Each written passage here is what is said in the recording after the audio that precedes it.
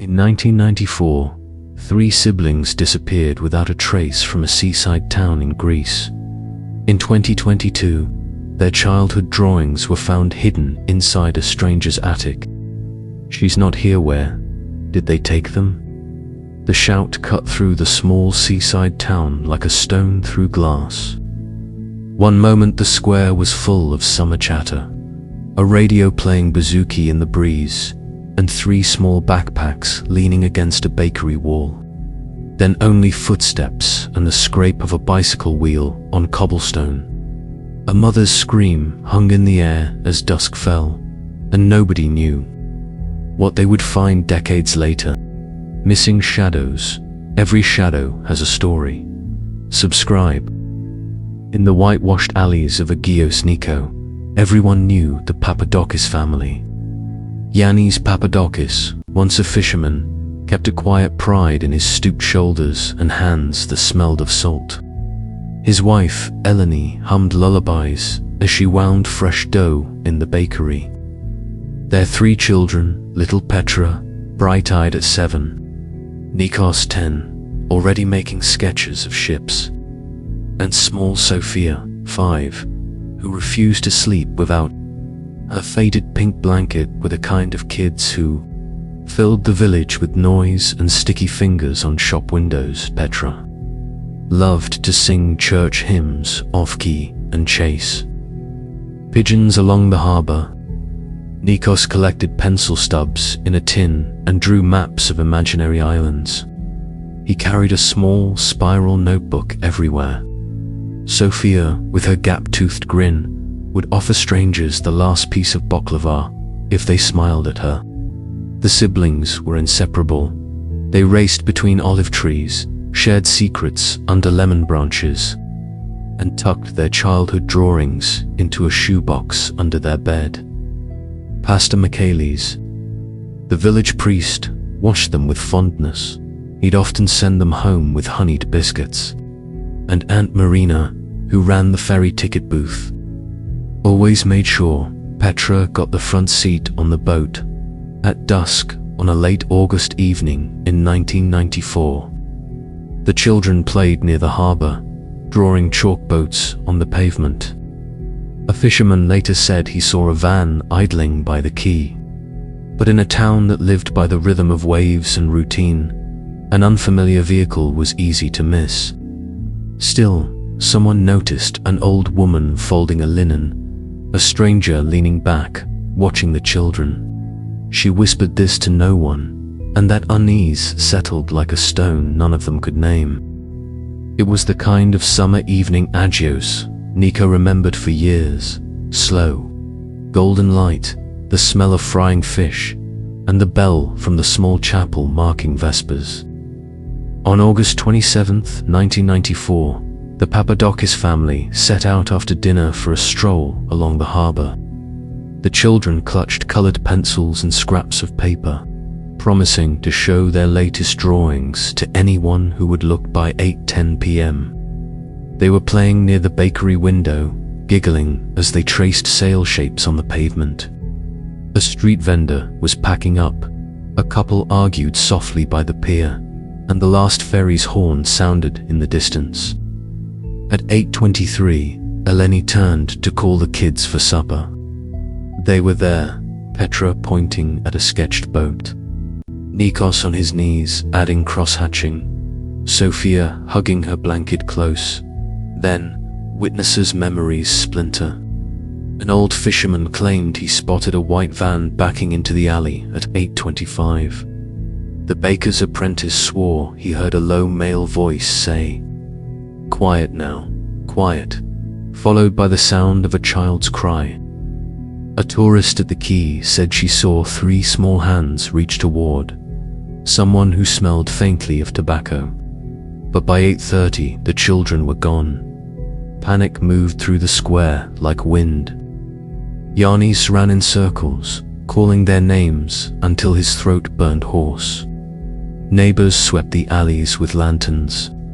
The local police, small in number and slower than the town's rumor mill, began pounding doors. Families clustered, faces in haloed light. asking anyone who might have seen a strange van or a stranger wearing a cap at midnight. Search parties pushed out along the cliffs and through the lemon groves. Dogs picked up scents that faded like painted lines on water.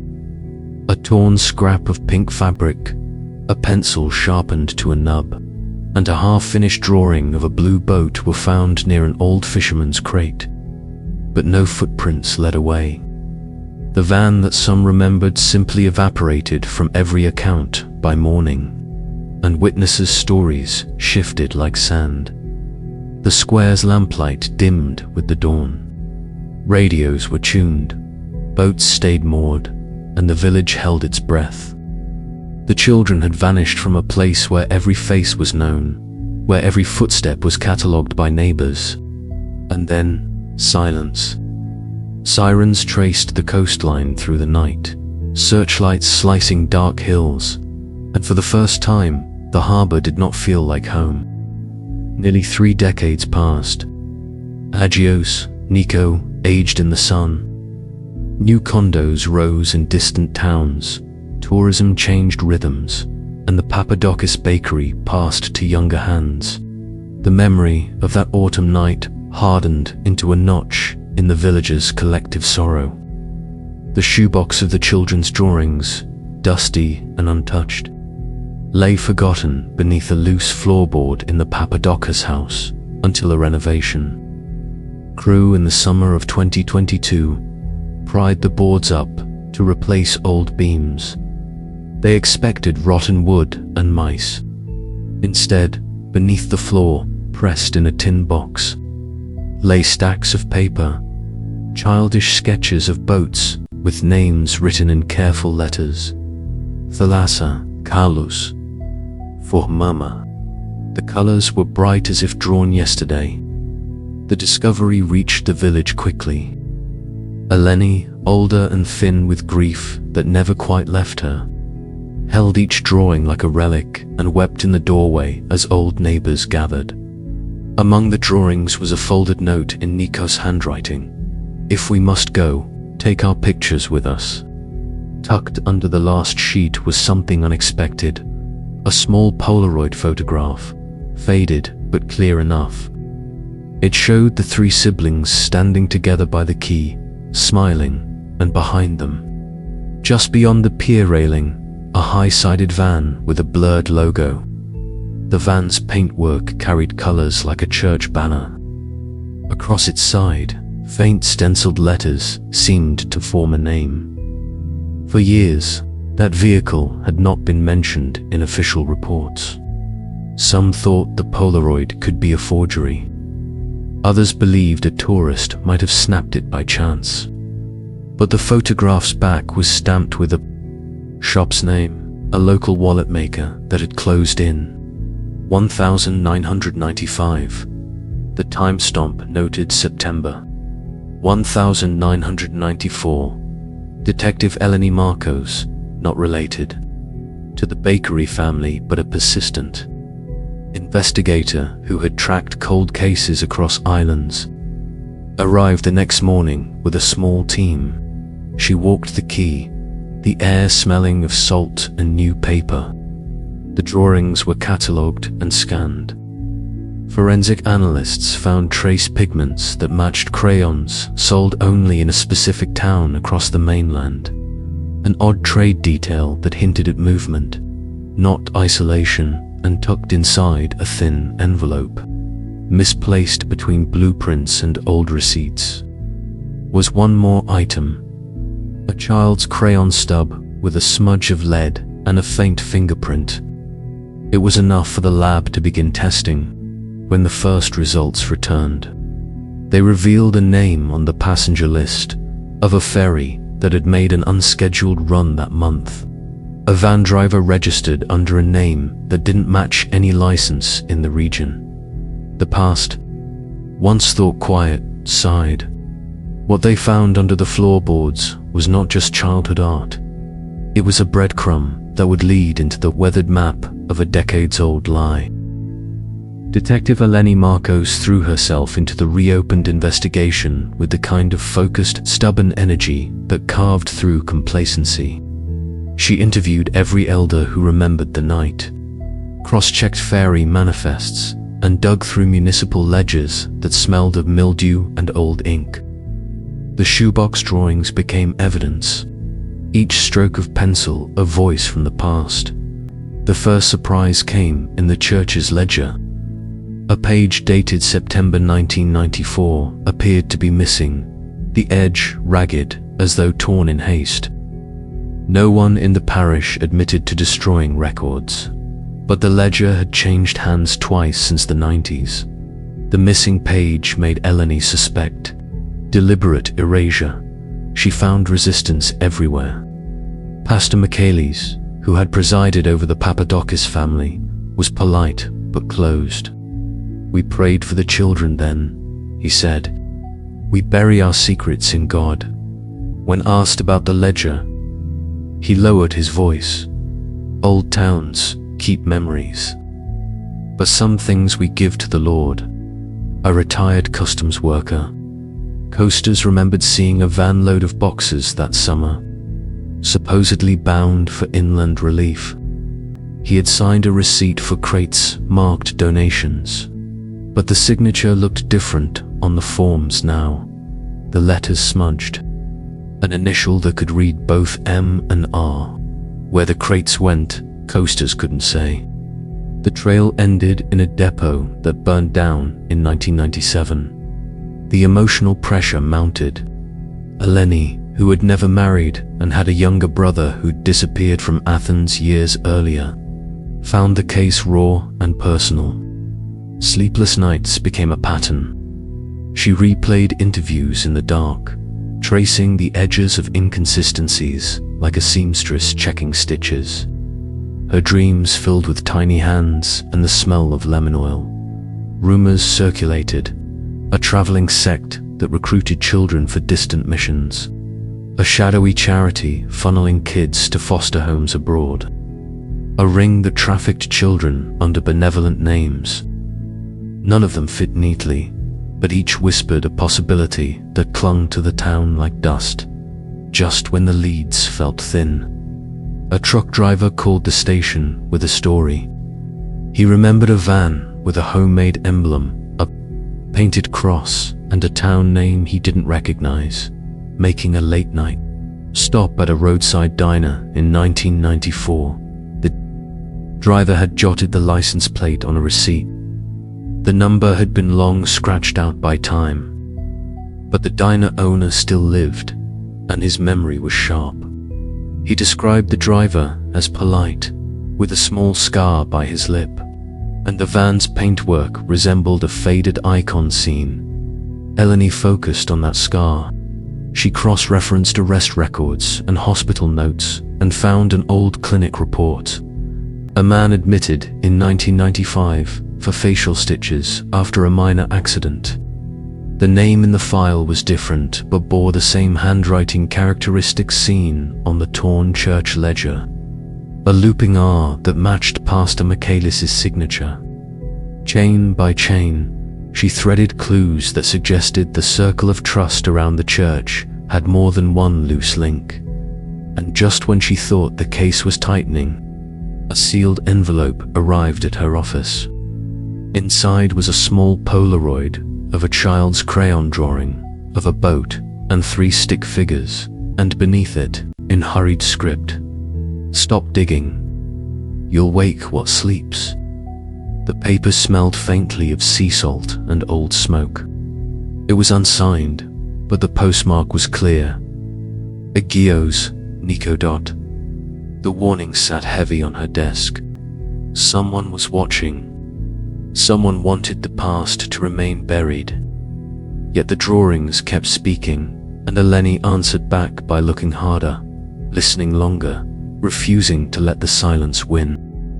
The Polaroid of a painted van that turned up after the shoebox find shifted the Putz investigation in a way no coincidence could explain.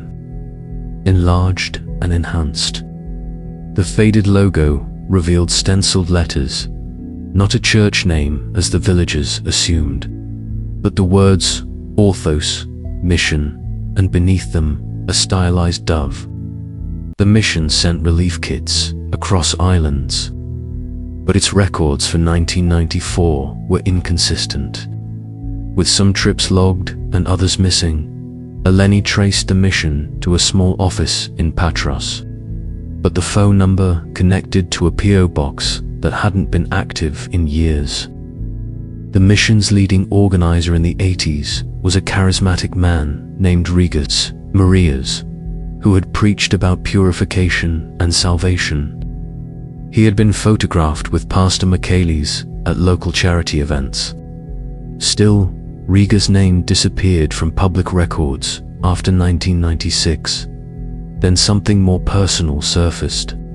A surviving playmate of Nikos, now a man in his 30s, remembered a van driver who visited the village occasionally, a quiet man, who would hand out candies and ask about the children's drawings. The friend described a distinctive scar near the driver's mouth and the scent of strong tobacco. The image matched the diner owner's memory. The friend also recalled being shown a notebook once by Nikos, a small book filled with drawings, not just of boats, but of a map with a narrow path leading inland and words in shaky Greek. They take us to the safe place. Eleni's team dug into Maria's finances and found a ledger with anonymous donors and unusual withdrawals around 1,994. One entry was a large sum labeled vehicle purchase, signed with a looping signature that resembled Pastor Michaelis' handwriting. When confronted, the pastor admitted he had signed papers to help the mission secure transport for child aid.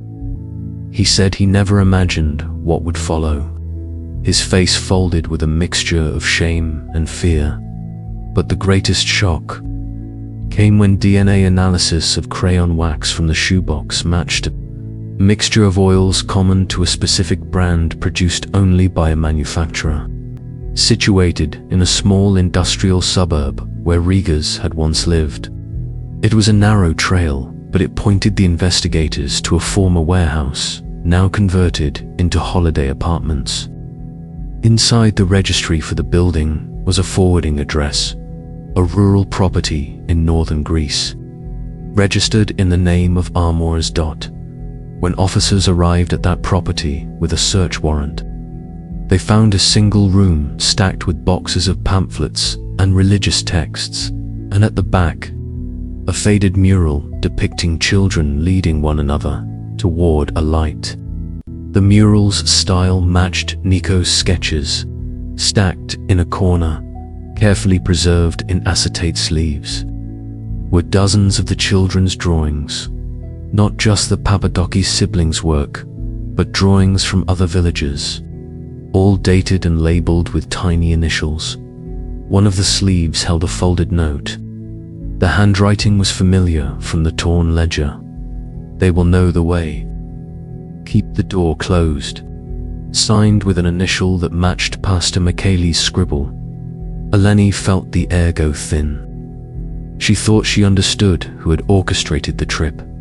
A mission claiming salvation, a pastor complicit, a charismatic leader who blurred help with doctrine. But the more she uncovered, the more the pattern suggested something deeper. The disappearance wasn't random. It had design, a network of people who used trust as a veil. As she pocketed the note, a technician called from the forensics tent.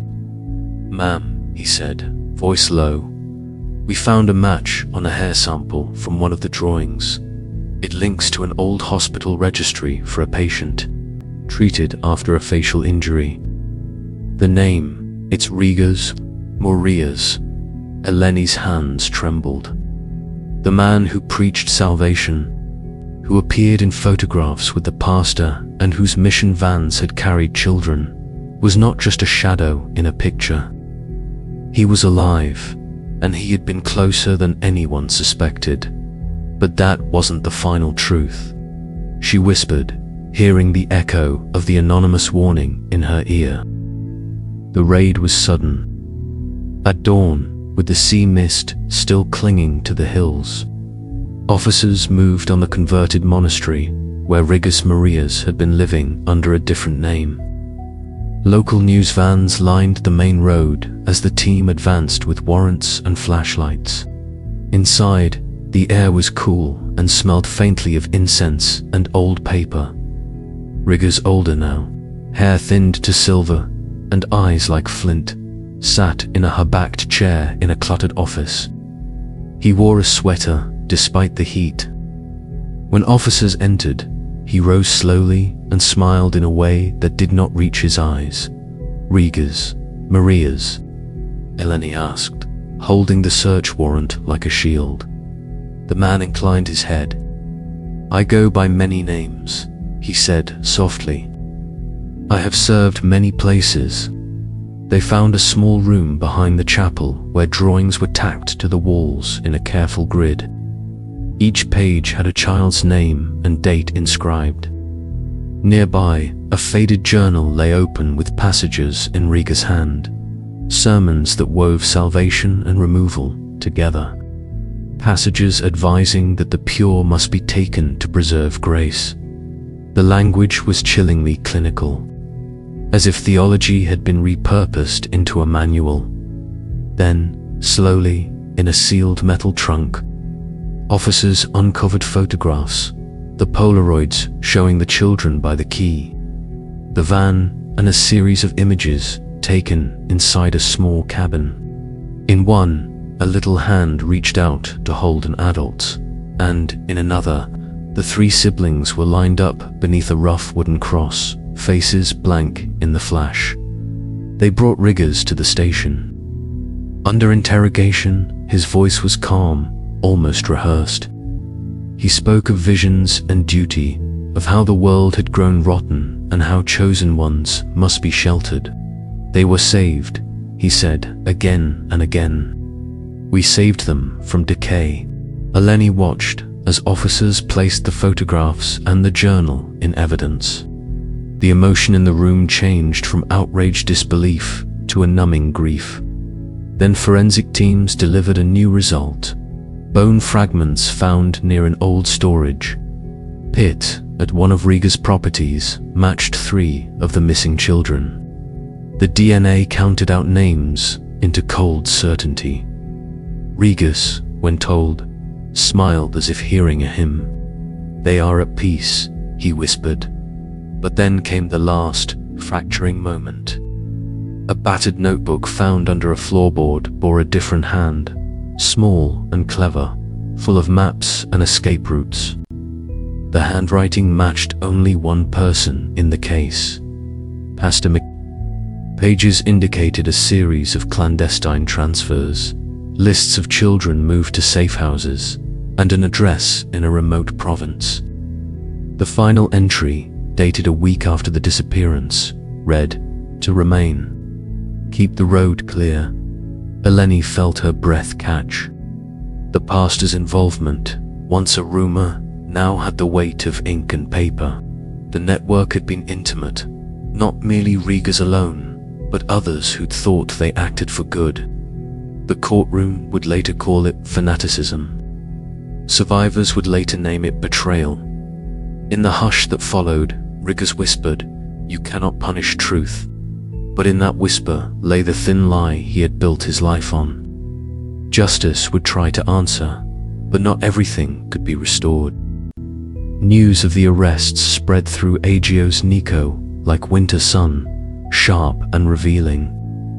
Rigas Marias was charged with multiple counts tied to child abduction and the deaths of 3 children. Pastor Michaelis was detained for his role in the clandestine transfers. The village gathered by the harbor for a memorial, faces lined with decades of grief. Eleni Marcos watched families place small drawings in a wooden box beneath a stone plaque. The children who would become adults now held pictures of siblings they had once shared crayons with. Some parents had died waiting. Others had moved overseas with the ache live and raw. The DNA results confirmed that 3 of the children, Petra, Nikos, and Benji, had perished near one of the mission properties. Their bones were returned to the village and buried under the chapel bell, and the community lit candles that burned with a brittle light.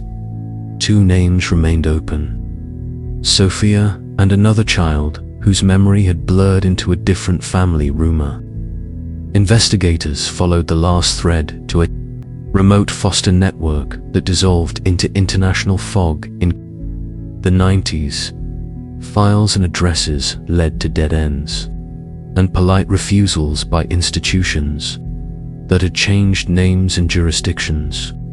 The possibility that 2 children had been taken farther afield to families who may not have known their origins remained painfully real.